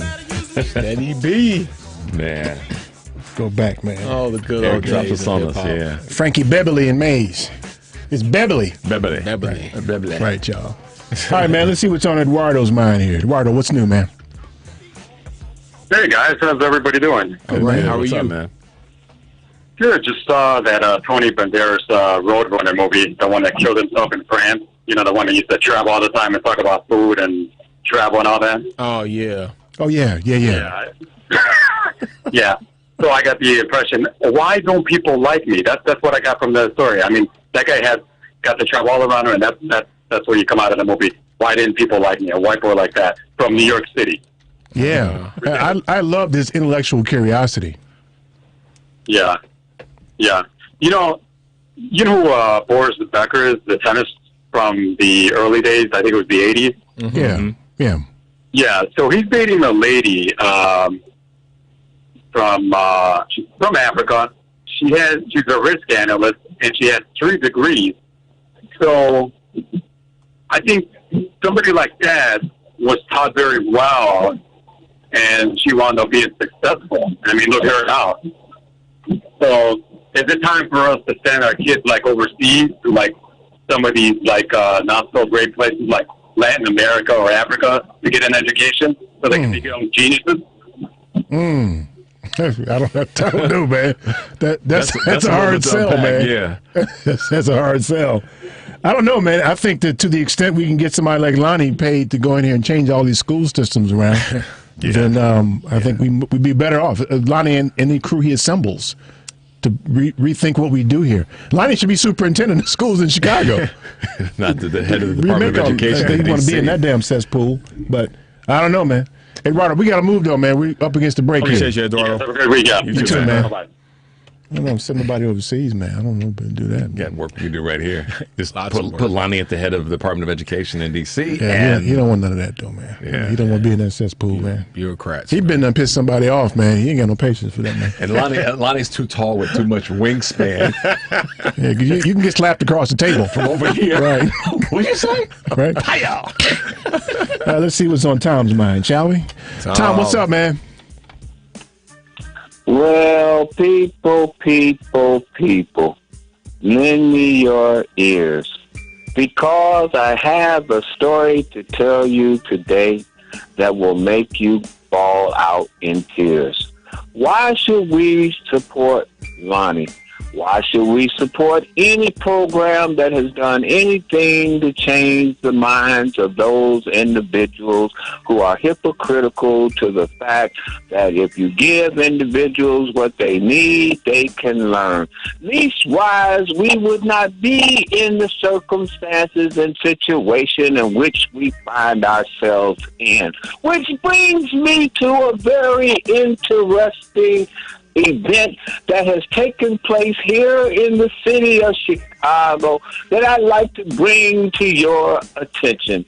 After the tragic loss of Officer French and the absolute outburst of the union president of the FOP and the turning of the backs of the police officers on the mayor, I'm wondering if anybody is paying attention to the fact that the individual who actually did the shooting and all the rest of it was an individual who should have never been out on the street in the first place, which brings me to the next participant in this madness, which is the police chief who points finger at the state's attorney, Kim Fox, and says that if she was doing her job, that individuals like this who are out on the street would not be there until you say, pump the brakes, stop the car, we're about to run into something. Because the matter seems to be absolutely clear that they can play the tapes where they say, form the perimeter, get the helicopters off, stay off the airways and stuff, block the traffic, make sure that this injured officer gets to where they are going, but yet they can't catch no damn body on the south and west side. And then we're in this mess once again, and the kids going back to school in an inept program, and we have individuals that are on the radio giving knowledge, giving hope, giving direction. Does it sound like a ball of confusion? Keep listening to the family meeting, because damn, I'm tired myself. Goodbye. That's our contribution to your community safety, because if Tom don't get it out here, he gonna be in your neighborhood breaking windows. That's how it works. We can't even, what Tommy said, we don't have enough time to even touch and start to, remotely unpack. But there's a lot of, I don't know what the word is without cursing, to this situation that with this officer and what Tommy did. I mean, the literal concept that they could do that to get the streets cleared, to get her and him to safety or to medical care, and not be able to fulfill some of the other. And they got like a 20% clearance rate on murders. You're failing at that. But, that's another example of a part of our society that they can't seem to reimagine. Right. The whole imprisoning people and... What a great word, reimagine. Mm-hmm. Back to what you said about mindset, and I'm biting my tongue on some of the other pieces of this travesty that's going on, and then with how that's reflecting. You don't turn your back on the mayor, man. You don't do that, man. Yeah. The dude just runs the FOP. He's a Klansman anyway. Yeah, he is. He definitely is. And if y'all heard that, if you didn't hear that correctly, we'll say it again. I'll say it. He's a Klansman. Yeah, forget it, man. Yeah, and it does connect to this conversation about education, right? I mean, we talked about, it's been well documented how schools contribute to help perpetuate the school to prison pipeline. Eric says this. I wrote this down earlier, Doc. Eric says this often, in terms of resources and where people are, and I wrote it down because it's important. If people got something to do, i.e. being in school and reasons to stay there and continue to learn, if they got something to do, to Eric's point, they ain't going to be out here propensity doing this. For crime is reduced significantly. I mean, people, like, you might have a handful of just, people who are just off the rocker. We always have. That's part of society. Children want to be in school, man. They want to be doing something positive. And people in general want to be doing something positive. Like, and I look at, because I'm a teacher, and when I look at these young men who end up getting incarcerated, arrested for various crimes, I look at them, and the first question I ask myself is, what went wrong? Because that kid at some point was 4 or 5 years old. Yeah. With bright eyes and excited about being in school. And what happened? Right. Right. And those are the things that frustrate me, because we aren't willing to have those kinds of conversations. No. I always ask the question, and I asked this specifically about Raquan McDonald. Mm-hmm. What had to have happened in your life to make you do what they did? Yeah. If you were out in the street in the middle of the night, waving a knife around, surrounded by cops. What would it have to happen for you to be in that same situation? And nobody could ever even imagine how bad it would need to have gotten, to have you end up there, And that's that right there, that little window that Eric just presented. They can't even imagine, because Eric has asked people that have been guests in the studio, people that have called in. He's asked them that very pointed question. Stop and think. What would have had to happen? He's asked black folks and white folks and in between. And a lot of people can't get their brain around. They always make this sort of excuse, and you've heard of me. Yeah, I would never be there. My kids would never be there. Right. But that's not my question, though. My question is, what would have to have happened in their lives for them to be there? Right? It's unimaginable. Now, superimpose that on Laquan McDonald. Mm-hmm. It's unimaginable pain that he endured that left him on that street that night. Yep. Having a Klansman cop empty his gun into him. Yeah, and that's this mindset and rethinking. These are things that are actually, they're simple things to do if people would get the hell out of their own way and their own bias. And the bias oftentimes, and this is probably the only time I'm going to go down the gang conversation, which Eric hates. But this is one of those things that systemically and historically is always, no matter how much is thrown at it, it always redirects itself back to the communities of color. Mm-hmm. And this is, when we hear the question, well, what happened? And then people answer, well, if they had just done this. Yeah. And we talk about education and say, well, if they had just stayed in school. Well, what if school wasn't a place for them to be? Because school wasn't safe. Right. It's called a deficit discourse of blame. Right. Here we go with the academic talk. Okay. Oh, man. Bing, bing. Here we go. That absolves you of any responsibility. Yeah, it's kind of... If they had a just, like as if poverty is a choice. Yeah. Right? As if being brutalized by police was a choice that someone made, right? And that's why we can't get past where we are right now to actually solve some of these problems. Yep, that's very true. And that breaks my heart sometimes when I think about how many people that we haven't even met in our lives and we may never have a chance to impact their lives, suffer that ill. Some kid right now somewhere is suffering the same fate as Laquan McDonald. Yep. Now, he may not end up in the middle of the street waving a knife around. But he's going through that same system now, and they are mistreating him in a way that's going to have him end up in a bad situation that is unimaginable to the people that you rely on to be able to address it and fix it. And fix it, yeah. Absolutely. Without a doubt. And the perpetuation of it. That haunts me, by the way. That Laquan McDonald, he haunts me. He should haunt all of us. He should haunt all of us. Yeah, honestly. And the dime in which, to Tommy's point, the people that we entrust, law enforcement, can turn to protect themselves. And listen, guys, I'm saddened by the fact that those officers were shot, and one died initially. I'm saddened by that because it shouldn't happen to even those who put their lives on the line. But the fact that the system put that young man in a position where that's what his thing to do was, and we don't take the time as a society. I mean, everybody loses in situations like that. Right. Everybody loses. Yeah. Everybody loses. This kid, whatever motivated him to shoot that cop, he's lost now, and then it superimposes itself on his family now. Bingo. Now they've lost. Everybody's damaged. Yep. And when do we spend some time?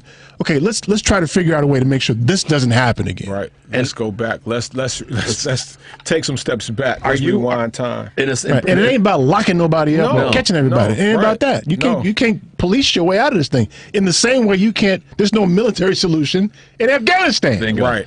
Well, so Lonnie, Doc, in your problem is part of your problem solving toolkit.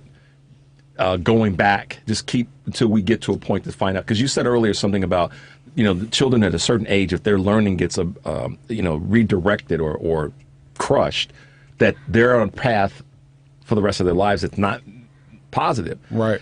Do you think that, and I hate to ask the do you think question, is it possible that part of our problem as a society, and in all fronts, is that we don't take the time to go back and look at where did this go wrong? No question. Before we just start throwing something, money, time, anger, at a problem. Our quote-unquote solutions lack creativity, right? Because we aren't willing to go back and deeply assess and diagnose what's going wrong. Instead, what we do is we problematize the victims, right? So we say to the family of Laquan McDonald, they should have done more. Or we pick a kid who didn't succeed in school. The family is the reason why the kid didn't do well. We point the finger at the family. We blame the family. We blame the community. We blame the neighborhood. We blame the street that he lives on, as opposed to saying, what is it that we did or didn't do while he was in our care? Not that we're going to solve every problem. The school is not equipped to do that. But we can start having that very reflective dialogue with that, but we're not willing to do that. At least we haven't been historically. Why do you think that is? Because it's going to force us to make some change, some fundamental change in how we go about the business of schooling, and we don't have enough people who are willing to do that. Yeah. That is the crux of the problem. That it really, and a lot of the ills you see in society right now are born out of that mentality. That's right. That's exactly right. Yep. All right, man. Give out that website again, man. www.edleadersmatter.com. You can follow me on Twitter @educator, EJUKATOR. That's a damn shame that an educator can't spell educator. Well, you know. Somehow a J got an educator. Somehow, some way. Black folks, man. Black folks, man. Creative license. That's Dr. Lionel Allen, y'all. That's my Thanks boy. for having me, man. Appreciate y'all. We got to do this again soon, man. Absolutely. I think this is a rich conversation. Absolutely. Thanks Very for having rich. me. Thank you, Black Asian dude. Always, man. Hey, Paul. Rich. Good, man. We'll give you some rations today, okay? Okay. Hey, let me remind y'all that your property tax bills are coming out to you like right about now. I know. Right? You've got till like October. You got time to fix it. To fix that, to fix that thing. So you need to visit propertytaxsolutions.com. And listen, your boy ain't about promoting nothing like that. This sounds like an infomercial. I know that. But listen, man, I've seen him work, man. I'm trying to help y'all out. If you don't want to do it, it's your problem. I'm just trying to tell you, it's free. He did. He tried to help you. Gotta make it on the pipe or something, man. That's all the time we have. I want to thank you for yours. Tune into the family meeting every Sunday at 4. I'm your host, Eric Grant. Peace. Cream don't stop. Buy a bunch of outfits to 6. Tom Hartman. It sure looks to me like this was a naked attempt to end